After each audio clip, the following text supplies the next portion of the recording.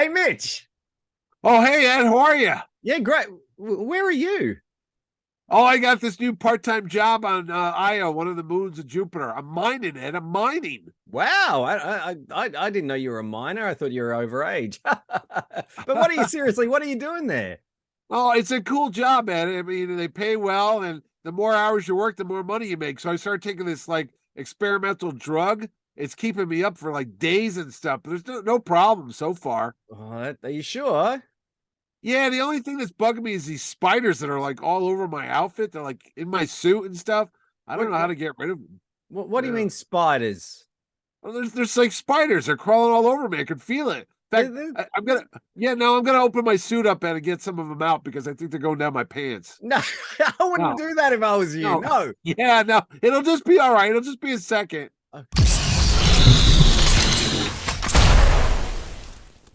Let's just start the show.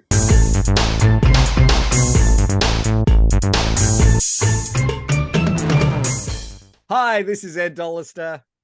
And this is Mitch Halleck. And welcome to another exciting episode of Mitch and Ed's Excellent Adventure. If it's your first time here, thanks so much for joining us. If you are a regular viewer, thanks for coming back. And a big welcome to all our new subscribers as well that we've got over the last couple of weeks. Great to have you on board. Mitch, if you do want to find out a little bit more about our show, what can you do?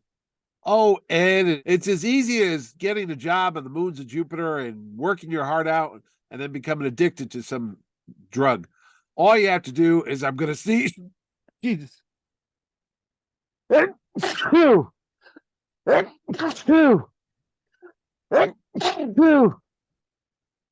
you. Fourth time's a charm. Leave it all in. Leave it all in, Ed. All you have to do is to become addicted. All you have to do is become addicted. How do you learn more about the show, Mitch? Oh, Ed, all you have to do is become addicted to some performance enhancing drug and you'll be mining like 249er all day long. Just hit the subscribe button below and you too will be subscribed to Mitch and Ed's Excellent Adventure and you'll know next time we go on another episode by hitting the notification bell and hit the like button. Whatever. Boy, that introduction is probably going to be as long as our show on Outland from 1981. I really enjoyed this movie. Did you see this movie when it came out in cinemas?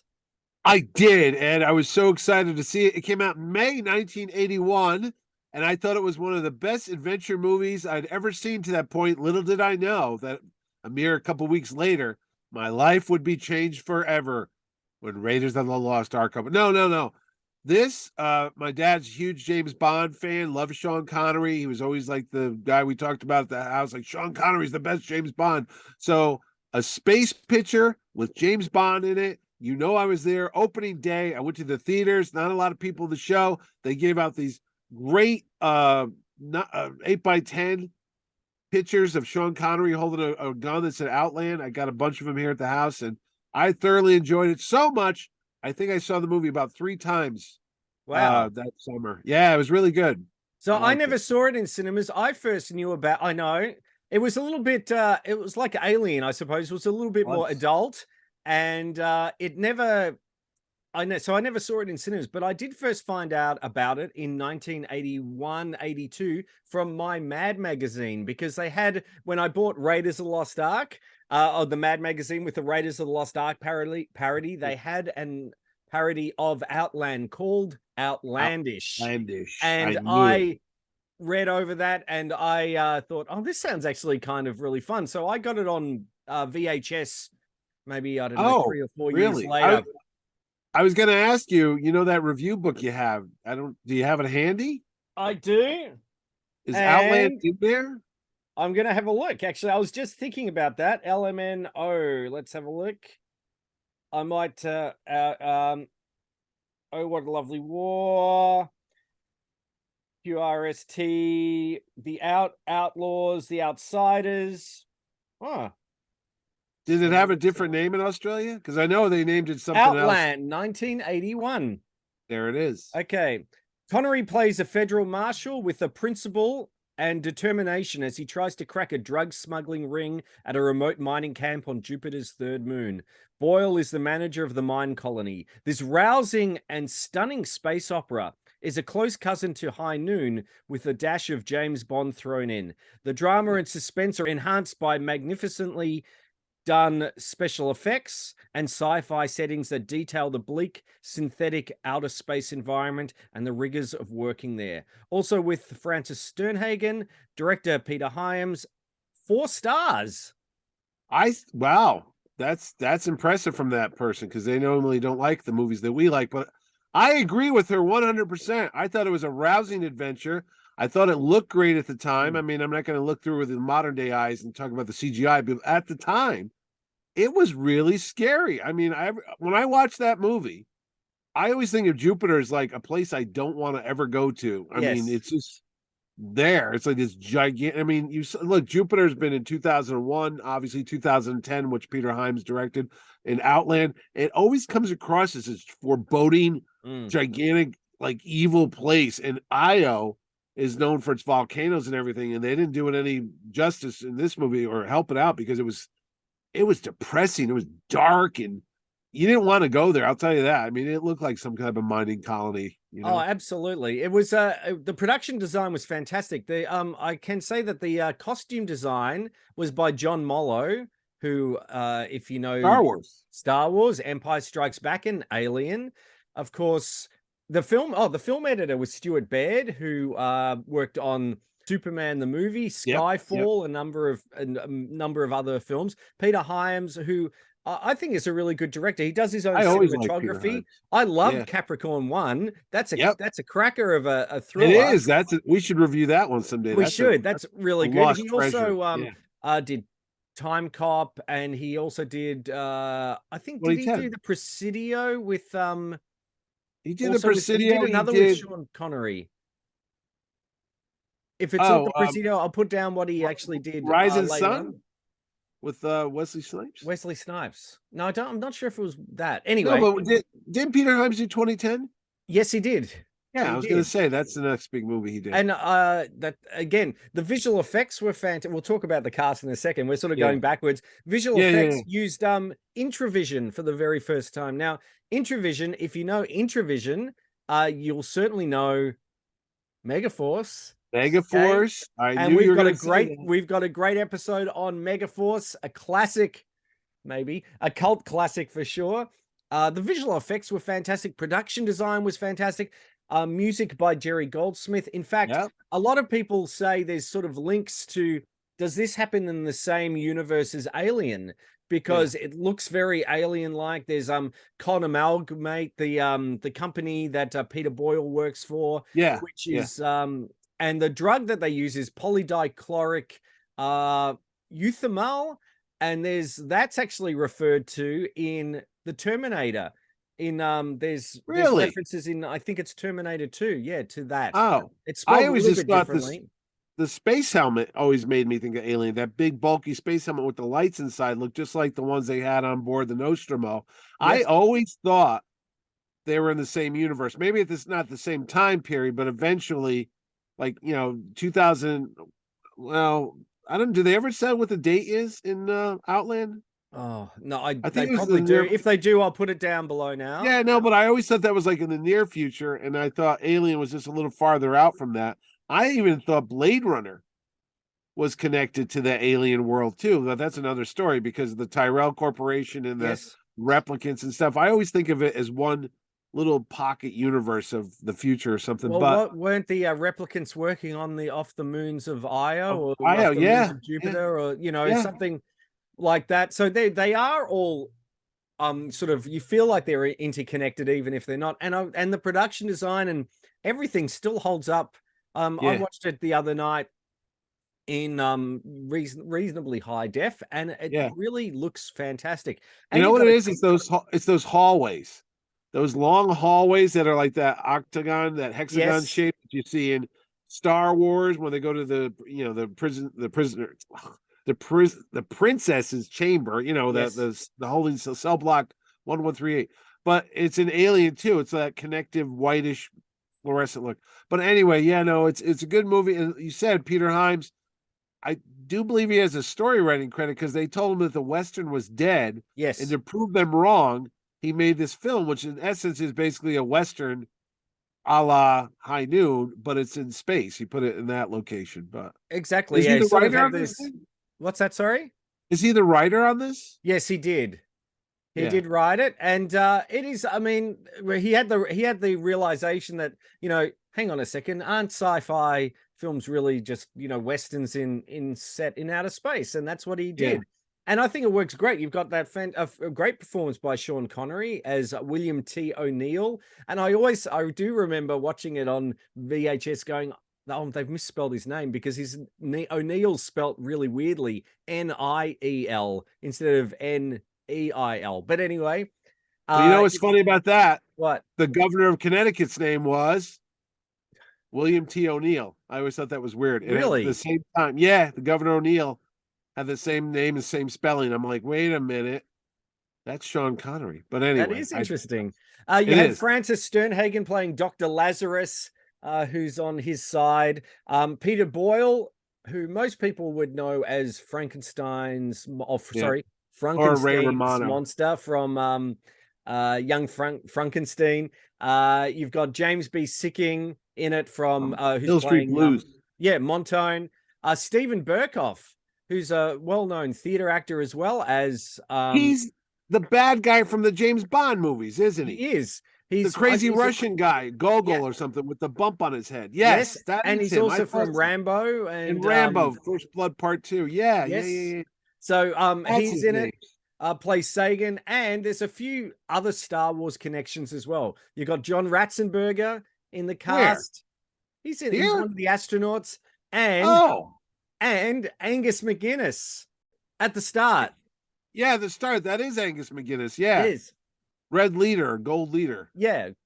Gold Yeah. leader, basically. So, there's some Star Wars connections and everything like that. The film didn't do great. It actually, like opening weekend was like $3 million. It actually It did was huge really opening well weekend, and then it just went because, that. from my understanding, is that they wanted to sort of do it a bit of a slow burn, and then they expanded into cinemas, but they didn't expand it into enough cinemas. No, it only opened up in like 300 movie theaters, and that nowadays that's nothing. But back in the early 80s, even then it wasn't a lot of theaters. 300 theaters was not a lot. Maybe 350, I think it opened up in, and that was it. So it basically just made back its budget, unfortunately, but it's still a really, really good film. It's just a good old school, the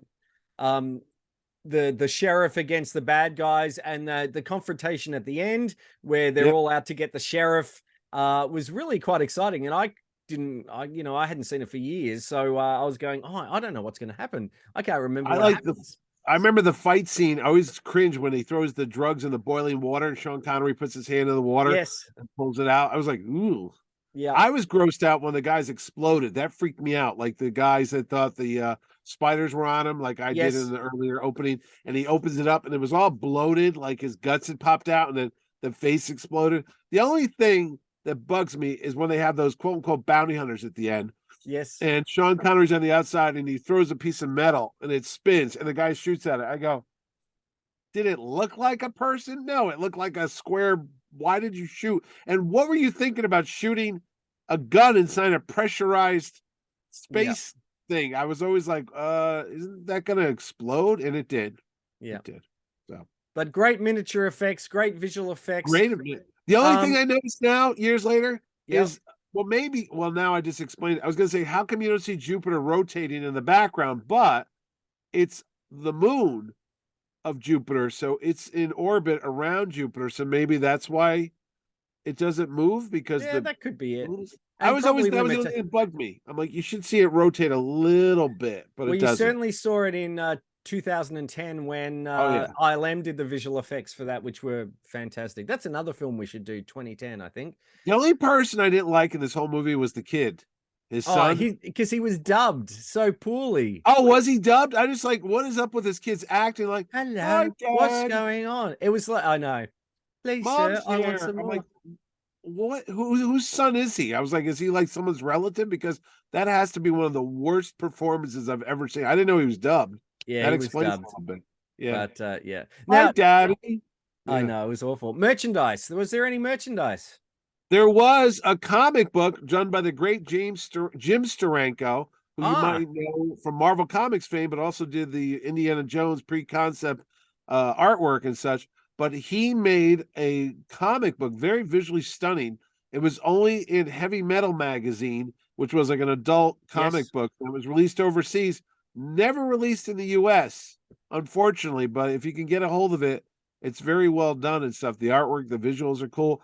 There was a book that I have still that I can't find right now. It's a photo novel that has Mm-hmm. stills from the movie that tells the whole story of the picture. It's about a 9 by 12. I have the novelization by Alan Dean Foster, which even went in some deleted scenes. And I don't think there was any toys, but you could let me know about it. No lunch boxes. There was a hat.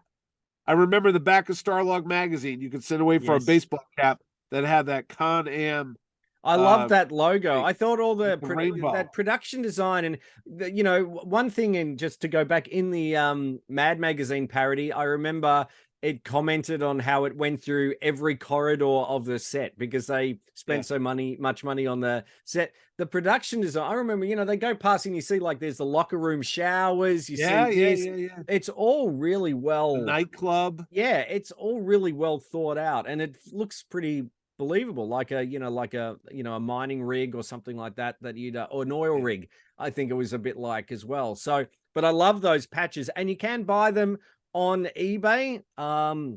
If you want to look like Peter Boyle sitting there Yeah. playing golf, that's what we could have had you doing, playing some You could have golf. been playing golf. Or you could look like Sean Connery because I think they had the blue Yes. Marshall thing there. So So I'm trying to think, was that's there Outland. It's fantastic. It's a real well, I good, was gonna yeah. say Oh yeah. I saw it on Amazon Prime here in the States, but I Okay. do have it on Blu-ray.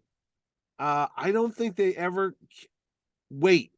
When it aired on CBS TV here, there were deleted scenes because remember they used to pad TV shows. Yes. There are some scenes that are not on the DVD or weren't in the theatrical release that were on this television showing of it, but I don't think they've ever been put on anything. Hmm. So No, there's I more don't. to Outland, but we'll never know. We'll never know. We'll never know. But Anyway, watch it, rent it. Well, you know what else you can do? you You can can also subscribe. watch some of our other fantastic shows that we've got. We've got some great science fiction. We've got a lot more. What can you do that, Mitch? Oh, Ed, it is easy as I don't know, exposing yourself to the elements in outer space Oh, and watching your head explode like a rotten tomato. All you got to do is subscribe to Mitch and Ed's Excellent Adventure by hitting the button down below and hit the notification bell so you'll know next time we go on another trip out into space or wherever else, and hit the like button. And that's it, Ed. That's that's it. Outland. That's Outland. It's a great film. Go watch it. And don't forget, if you do have a suggestion for a movie, if there's a movie you'd like us to cover or something like that, let us know in the comments below. Well, that's it for another episode of Mitch and Ed's Excellent Adventure. Thanks for joining us. I'll see you next time. Oh, I'm Mitch Halleck. Yeah. Oh, and Yeah, I'm Ed Dollister. I thought you were going to yeah, do, and we'll see you at the movies or something like that. Anyway. sure.